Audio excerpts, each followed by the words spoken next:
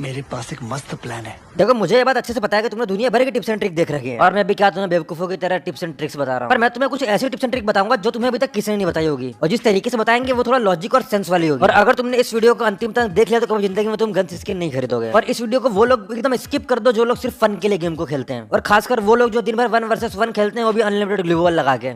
बेशर्मो शर्म करो शर्म। तो देखो गाइस, हो कुछ ऐसा रहा है कि अनलिमिटेड ग्लू वॉल को गरीना बिल्कुल भी प्रमोट नहीं करता, क्योंकि तुमने रिसेंट में देखा होगा गरीना ने 4v4 कस्टम्स करवाए थे जिसमें कहीं भी अनलिमिटेड ग्लू वॉल को और किसी भी वेपन को अनलिमिटेड नहीं रखा गया था। और तुम लोगों का इस बारे में क्या कहना है? जो अनलिमिटेड खेलते हैं वो क्या होते हैं? बेवकूफ होते हैं, गधे होते हैं, उल्लू के पट्टे होते हैं। अगर आप मुझसे पूछोगे तो मैं तो यही कहूंगा, क्योंकि आप उल्लू के पट्टे। अगर फ्री फायर में तो टिप्स एंड ट्रिक की बात करोगे, सबसे बड़ी ट्रिक होती है तुम्हारा इंटरनेट, दूसरी ट्रिक होती है तुम्हारा डिवाइस, और बाकी गन इक्विपमेंट दुनिया भर की चीजें सब बाद में आती है। अगर तुम्हारे पास अच्छी डिवाइस नहीं है तो तुम्हारी स्किल्स की भी कोई कीमत नहीं है। और मैंने बहुत लोग देखा कमेंट सेक्शन में कमेंट करते हैं, भाई 1GB में खेलता हूँ, 2GB में खेलता हूँ, मेरा सपोर्ट करो। हाँ, मैं स्पैमर्स की बात कर रहा हूँ भाई। I am not riser, I am not Rio के ना ही मैं कोई तोर्रम हूं, ना ही कोई Shaktimaan. I play on 1-2GB RAM phone, please support me. हाँ, वो बात अलग है कि आज फ्री फायर की 20 million audience 1GB 2GB RAM phone में खेलती है। बड़ा हरामी हो बेटा।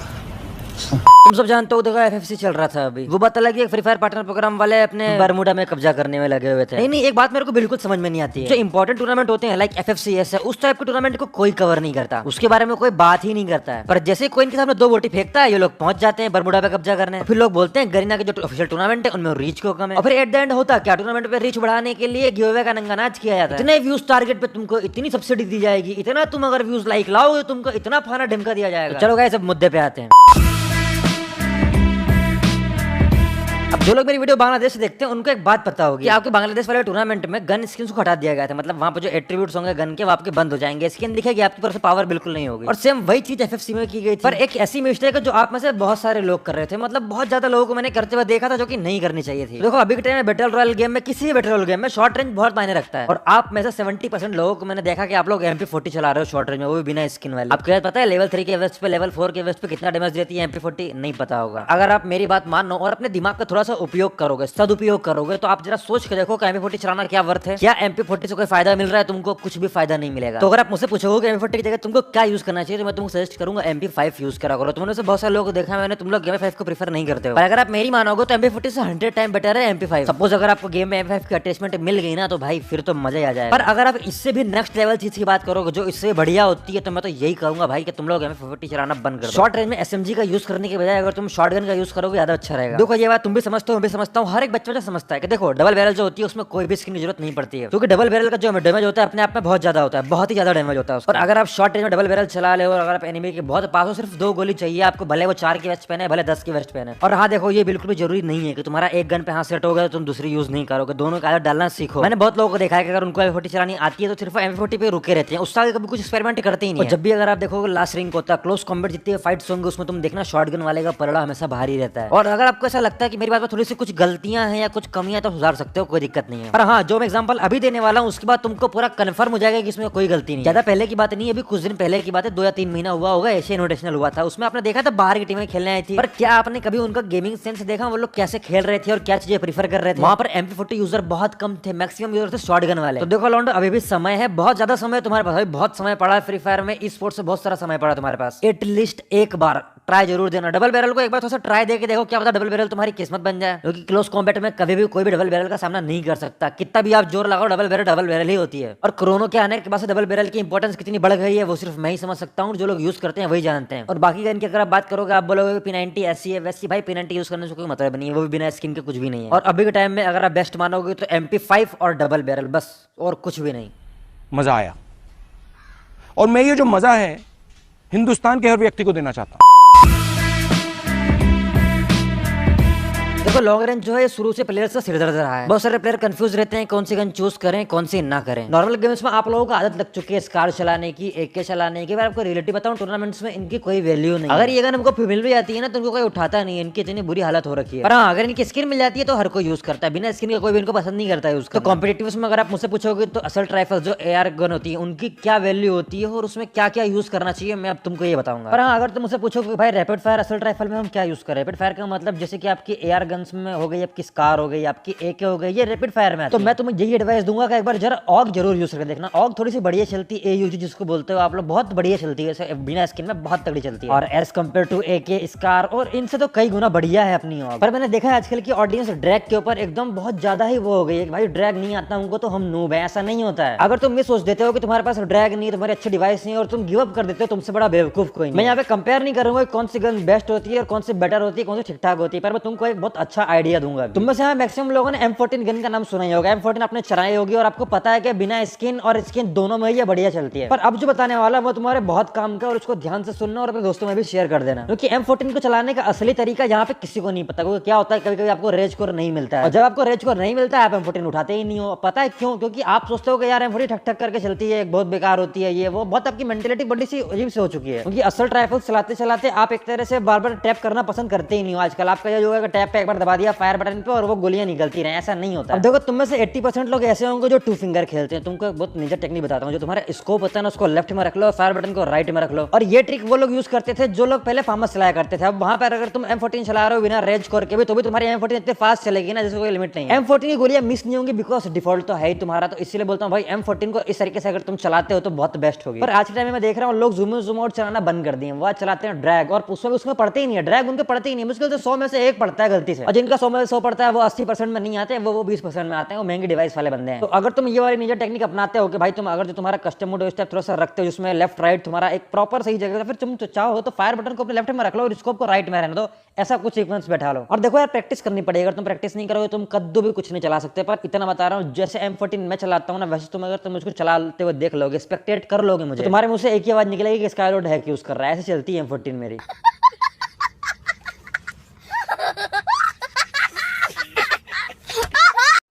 अगर तुम ऐसी गन चलाना चाहते हो उसको चलाने के बाद तुमको कुछ ज्यादा ही मजा आए, M14 के जो टक्कर में कोई गन होती है तो वो है पैराफेल। पैराफेल चला के देखो, तुम लोगों ने पैराफेल ट्राई ही नहीं की, तुम लोग उठाते ही नहीं हो पैराफेल को। और दोस्तों मैं तुमको ये बताना चाहता हूँ कि यार पैराफेल यूज करो, कम से कम 1-2 बार ट्राई करके देखो। यार ट्राई करने में क्या जा रहा है, पैराफेल ट्राई करके देखो, तुमको बहुत मस्त गन लगेगी पैराफेल में बता रहा हूं। और तुम लोग क्यों यूज करोगे पैराफेल? भाई तुमको तो पैराफेल मतलब पता ही नहीं है ना, तुमको कौन बताएगा पैराफेल के बारे में, नहीं यूज करोगे। अच्छा तुम में से किसी ने वुड पिकर यूज करी थी क्या कभी? करके देखो यार, वुड पिकर भी एक बढ़िया ऑप्शन है अगर तुम मेरी मानो तो। ये जो नई गन आई ना पैराफेल और वुड पिकर, जब इनकी स्किन्स आ जाएंगे ना, देख लेना इनकी डिमांड सबसे ज्यादा होगी। इसलिए बोल रहा हूँ अभी से आदत डाल लो इनको चलाने की। और टूर्नामेंट में सबसे ज्यादा लोग यही प्रीफर करते हैं। आजकल लोगों ने SKS चलाना बंद कर दिया, वो लोग वुड पिकर चूज करते हैं, क्योंकि जो इसका वेस्ट को मारने की क्षमता है ना, मतलब वेस्ट पेनिट्रेशन बहुत ज्यादा है इसकी भाई, एकदम फाड़ देती है। एक बार यूज करोगे तो मालूम चलेगा, यूज करके जरूर देखना।